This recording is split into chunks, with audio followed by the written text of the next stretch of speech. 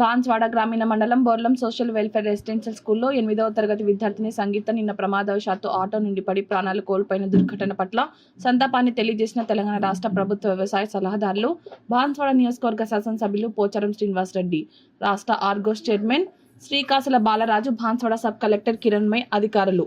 విద్యార్థిని మృతికి సంతాపంగా ఈరోజు బాన్స్వాడ ఎమ్మెల్యే క్యాంపు కార్యాలయంలో 2 నిమిషాలు మౌనం పాటించిన పోచారం, ఇతర ప్రముఖులు. విద్యార్థి మృతి చెందిన విషయాన్ని పోచారం రాష్ట్ర ప్రభుత్వం దృష్టికి తీసుకువెళ్లగా వారి కుటుంబానికి 5 లక్షల రూపాయల ఎక్స్గ్రేషియా చెల్లించినట్టు ముఖ్యమంత్రి కార్యాలయం నుండి సమాచారం అందించారు. త్వరలోనే ఎక్స్గ్రేషియా మొత్తాన్ని వారి కుటుంబానికి చెల్లిస్తామని ఈ సందర్భంగా పోచారం తెలిపారు.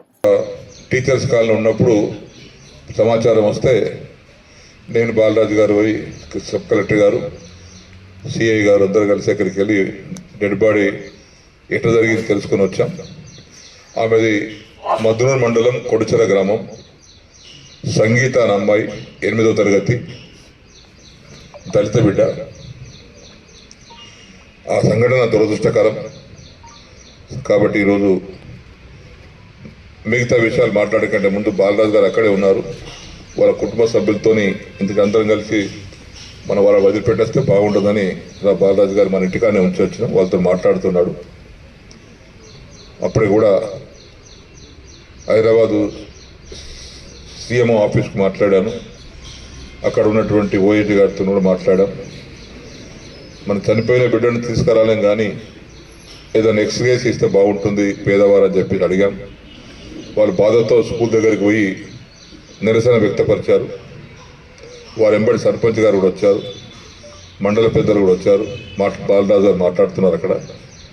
కాబట్టి ఆ యొక్క సీఎంఓ ఆఫీస్ నుంచి ఎక్స్గ్రేషియా కోసం 5 లక్షల రూపాయలని అడిగాం. సీఎం ఆఫీస్లో ఒప్పుకున్నారు. దాని లెటర్ పంపమన్నారు. కలెక్టర్ గారు, సబ్ కలెక్టర్ గారు లెటర్తో పాటు నా లెటర్ కూడా పంపించమని చెప్పారు. అది పంపించి వారికి పోయిన బిడ్డను తీసుకురాలేము కానీ ఏదో కొంత ఊరట కలిగే విధంగా, పేద కుటుంబం కాబట్టి ఆర్థిక సాయాన్ని అందజేద్దాం. 1997లో పెట్టినటువంటి కాలేజ్ అది, స్కూల్ అది. ఇప్పుడు దాదాపు 28 సంవత్సరాలు అయింది. ఇది మొదటి సంఘటన, ఇంతవరకు ఎక్కడ జరగలేదు. దురదృష్టవశాత్తు ఒక అమ్మాయి, పేద అమ్మాయి ప్రాణాలు కోల్పోవడం అందరికీ బాధాకరం.